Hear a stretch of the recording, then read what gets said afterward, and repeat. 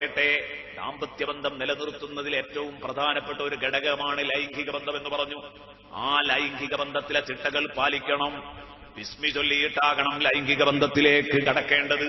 ഒരു കാരണവശാലും ബിസ്മി ചൊല്ലാൻ വിട്ടുപോകരുത്. ലൗ അന്ന അഹദകും ഇദാ അറാദ അൻ യഅ്തിയ അഹ്ലഹു, സ്വന്തം കുടുംബിനിയുടെ അടുത്തൊരാൾ പോകാൻ ഉദ്ദേശിച്ചാൽ ഖാല ബിസ്മില്ലാഹ് അല്ലാഹുമ്മ ജന്നിബ്ന ശൈത്വാന വജന്നിബി ശൈത്വാന മാ റസഖ്തനാ, അല്ലാഹുവിന്റെ തിരുനാമത്തിലാണ് എന്ന് പറഞ്ഞുകൊണ്ടാണ് അവൻ ആരംഭിക്കേണ്ടത്. പടച്ചോനെ, ഞങ്ങളിതാ പരസ്പരം ഒന്നാകാൻ പോകുന്നു. ഈ ഒന്നാകുമ്പോൾ ഞങ്ങൾക്ക് വേണ്ട മാനസിക സംതൃപ്തി നീ നൽകണം. ഇതിൽ പിശാചിടപെട്ട് ഒരാൾ സംതൃപ്തനാവാത്ത അവസ്ഥ ഉണ്ടാവരുത്. ജന്നിബ്ന ശൈത്വാൻ, ഞങ്ങളിൽ നിന്ന് പിശാചിനെ അകറ്റണം. രണ്ടാൾക്കും പരസ്പരം മാനസിക സംതൃപ്തി ലഭിക്കണം. വജന്നിബി ശൈത്വാന മാ റസഖ്തനാ, നീ ഞങ്ങൾക്ക് നൽകുന്ന സന്താന സൗഭാഗ്യം, നീ ഞങ്ങൾക്ക് നൽകുന്ന ആത്മനിർവൃതി, ഇതിൽ നിന്നൊക്കെ പിശാചിനെ നീ മാറ്റി നിർത്തണം.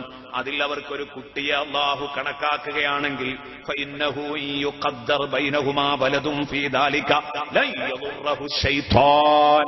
സദഖ റസൂലുള്ളാഹി. അല്ലാഹുവിന്റെ റസൂൽ പറയുന്നു, ബിസ്മി ചൊല്ലി വേർപെട്ട ബന്ധത്തിൽ ജനിച്ച കുഞ്ഞ്, ആ കുഞ്ഞിനെ പിശാച് ബുദ്ധിമുട്ടിക്കുകയില്ല. ഹബീബ് മുഹമ്മദുർ റസൂലുള്ളാഹി സ്വല്ലല്ലാഹു അലൈഹി വസല്ലം. അതുപോലെ തന്നെ ലൈംഗിക ബന്ധത്തിൽ ഏർപ്പെടുമ്പോൾ ഒരുപാട് മര്യാദകൾ ഹബീബായ റസൂലുള്ളാഹി പഠിപ്പിച്ചു. ഒരു നൂൽ ബന്ധം പോലുമില്ലാത്ത രൂപത്തിൽ പൂർണ്ണമായി നഗ്നമാകുന്ന അവസ്ഥ ഒഴിവാക്കുക. ജായിസല്ലേ എന്ന് ചോദിച്ചാൽ കൃത്യമായി പറയുമ്പോൾ അനുവദനീയമാണെന്ന് പറയേണ്ടി വന്നാലും മാന്യത ഒരിക്കലും ഗോപ്യ മേഖലയെങ്കിലും കാണാതിരിക്കലാണ്. ബഹുമാനപ്പെട്ട ബീവി ആയിഷത്തു തുഹ്റ റളിയല്ലാഹു അൻഹ പറയുന്നു, ഇല്ല മാ റആഹാ മിന്നി വലാ റഅയ്തുഹാ മിൻ, ഞാൻ നബി സല്ലല്ലാഹു അലൈഹി വസല്ലമ തങ്ങളിൽ നിന്ന് കാണാൻ പറ്റാത്ത ഭാഗം ഞാൻ കണ്ടിട്ടില്ല, നബി എന്നിൽ നിന്നും കണ്ടിട്ടില്ല. ബഹുമാനപ്പെട്ട ബീവി ആയിഷത്തു തുഹ്റ റളിയല്ലാഹു അൻഹ, അതൊക്കെ നബി സല്ലല്ലാഹു അലൈഹി വസല്ലമ തങ്ങൾ അതിന്റെ മര്യാദകൾ പഠിപ്പിച്ചതാണ്. സംസർഗത്തിന്റെ ആമുഖ ചടങ്ങുകൾ പോലും ശ്രദ്ധിക്കണമെന്ന് പഠിപ്പിച്ചു. അല്ലാഹുവിന്റെ ഹബീബ് പഠിപ്പിക്കുന്നു, സലാസും മിനൽ അജ്സി ഫിർ റജുൽ, മൂന്ന് കാര്യം ഒരു പുരുഷന്റെ വീക്ക്നെസ്സുകളിൽപ്പെട്ടതാണ്. സലാസും മിനൽ അജ്സി ഫിർ റജുൽ, മൂന്ന് കാര്യം ഒരു മനുഷ്യന്റെ പോരായ്മയാണ്. മൂന്ന് കാര്യം ഒരു മനുഷ്യനിൽ ഉണ്ടായാൽ അവൻ കഴിവുകെട്ടവനാണ്. എന്താണത്? ഒന്ന് പറഞ്ഞത് ഹബീബ്, അയ്യൽ ഖർറജുലു മൻ യുഹിബ്ബു മഅരിഫതഹു ഫയുഫാരിഖഹു ഖബ്ല അൻ യഅലമ ഇസ്മഹു വനസബഹു. ഒന്നാമത്തെ വീക്ക്നസ്, ഒന്നാമത്തെ ദൗർബല്യം മനുഷ്യന്റെ. എന്ത്? ഞാൻ ഒരാളെ കാണുകയാണ്, അയാളെ പരിചയപ്പെടണമെന്ന് എനിക്ക് പൂതിയുണ്ട്, അങ്ങനെ കണ്ടു, എനിക്ക് പരിചയപ്പെടാൻ കഴിയുന്നില്ല, ഒരു നാണം. അയാളോട് പേരും നാടും ഒന്നും ചോദിക്കാൻ കഴിയുന്നില്ല. പരിചയപ്പെടണമെന്ന് മനസ്സിൽ മലയോളം പൂതിയുണ്ട്, അങ്ങനെ രണ്ടാളും പിരിഞ്ഞു, പേരും നാടും ഒന്നും അറിയാതെ. എന്ന് പറഞ്ഞാൽ ഒരാളെ പരിചയപ്പെടണമെന്ന് ആഗ്രഹിച്ചിട്ട് അയാളോട് ഉള്ള തുറന്ന് സംസാരിച്ച് അയാളെ പരിചയപ്പെടാൻ കഴിയാതിരിക്കുക എന്ന് പറഞ്ഞത് ഒരു വീക്ക്നെസ്സാണ്. ആർക്കത് സമ്മതിക്കാൻ പറ്റാത്തത് അതൊരു പോരായി തന്നെയാണ്. അവനൊന്നിനും പറ്റില്ല. ആളുകളോട് ബന്ധപ്പെടുക, പരിചയപ്പെടുക എന്ന് പറഞ്ഞാൽ അതൊരു കഴിവാണ്, അതൊരു കുദറത്താണ്. അതില്ലെങ്കിൽ അതൊരു അജ്സാണ്. നബി തങ്ങൾ പറഞ്ഞു, അയ്യൽ ഖർറജുലു മൻ യുഹിബ്ബു മഅരിഫതഹു, അറിയണം എന്നുള്ള താല്പര്യത്തോടുകൂടെ ഒരാളെ കണ്ടു, അയാളൊന്ന് പരിചയപ്പെട്ടാൽ കൊള്ളാമെന്നുണ്ട്. ഫയുഫാരിഖഹു ഖബ്ല അൻ യഅലമ ഇസ്മഹു വനസബഹു, അയാളുടെ പേരും തറവാടും നാടും ഒക്കെ അറിയുന്നതിന് മുമ്പ് അയാളുമായിട്ട് പിരിയുകയും ചെയ്തു. ഇതൊരു പോരായ്മ തന്നെയാണോ? ഒന്ന്. ഇനി രണ്ടാമത്തെ പോരായ്മ, ദൗർബല്യം. മുത്തുനബി പറയാണ്, അൻ യുക്രിമഹു അഹദുൻ ഫയറുദ്ദ അലൈഹി കറാമതഹു, ഒരാൾ അവനെ വന്ന് ആദരിക്കുമ്പോൾ അവൻ അയാളെ അനാദരിക്കുക. ഇതൊരു പോരായി തന്നെയാണോ? ഇതിന് നമ്മൾ കണ്ടുപഠിക്കേണ്ട കുറെ മാതൃകകളുണ്ട് ഈ കാര്യത്തിലൊക്കെ. ഞാനിവിടെ പല കാര്യങ്ങൾക്കും ഉദാഹരണത്തിന് ബഹുമാനപ്പെട്ട ശൈഖുനാ കാന്തപുര ഉസ്താദിനെ കൊണ്ടുവന്നു. നല്ലൊരു ഉദാഹരണമാണ്. നല്ലൊരു ഉദാഹരണമാണ്. നേരത്തെ പറഞ്ഞ പോലെ ഒരാളെ പരിചയപ്പെടണം എന്ന് ആഗ്രഹിച്ചാൽ ആ മനുഷ്യനെ ശരിക്കും കയ്യിൽ എടുത്തേ വിടുള്ളൂ. നല്ല ഉദാഹരണമാണ്. രണ്ടാമതായിട്ട് നോക്ക് നിങ്ങൾ, അൻ യുക്രിമഹു അഹദുൻ ഫയറുദ്ദ അലൈഹി കറാമത, ഒരാള് ഇങ്ങോട്ട് ആദരിക്കുകയാണെങ്കിൽ ഒരു കാരണവശാലും അയാളെ ചടപ്പിക്കൂല.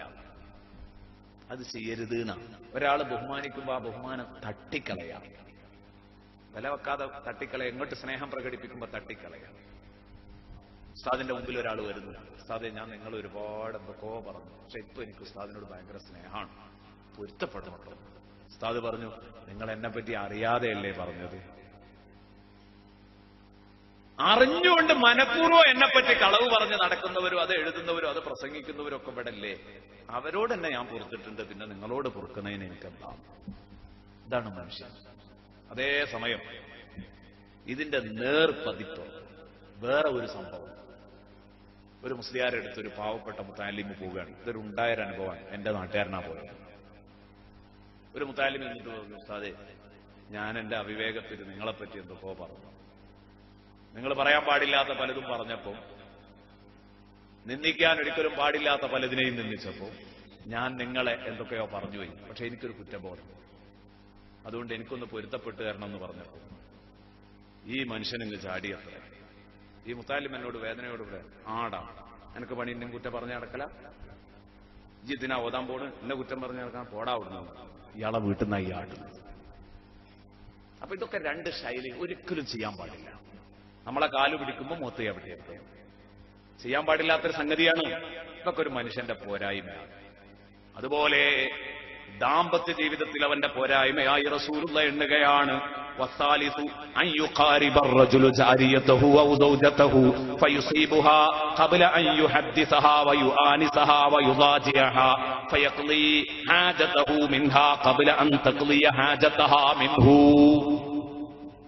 സയ്യിദുനാ റസൂലുള്ളാഹി, അല്ലാഹുവിന്റെ റസൂൽ പറഞ്ഞു, സ്വന്തം ഭാര്യയെ ഒരാൾ സമീപിക്കുന്നു, അല്ലെങ്കിൽ അടിമസ്ത്രീയെ സമീപിക്കുമ്പോൾ അവളെ പ്രാപിക്കുന്നു, പക്ഷേ അവളോടൊരക്ഷരം മിണ്ടുന്നില്ല, അവളെ ഒന്ന് സന്തോഷിപ്പിക്കുന്നില്ല, അവളോടൊപ്പം കളിക്കുന്നില്ല, അവളെ ഒന്ന് ആലിംഗനം ചെയ്യുന്നില്ല, ഇങ്ങനെയൊന്നും ഇല്ലാതെ അയാളുടെ വിഷയപൂർത്തീകരണം മാത്രം നടത്തി അവളുടെ കാര്യം അവളുടെ പക്ഷം ശ്രദ്ധിച്ചതേയില്ല. ഇത് ഒരു മനുഷ്യന്റെ ഏറ്റവും വലിയ കഴിവുകേടാണ്, അജ്സാണ്, അവന്റെ പോരായ്മയാണ്. സയ്യിദുനാ റസൂലുള്ളാഹി ശാരീരിക ബന്ധം അത് കംപ്ലീറ്റ് ചെയ്യുന്നതിൽ എപ്പോഴും ഭാര്യയുടെ പക്ഷവും കൂടെ പരിഗണിക്കണം. ഇതാണ് ഈ പറഞ്ഞതിന്റെ ആകത്തുക.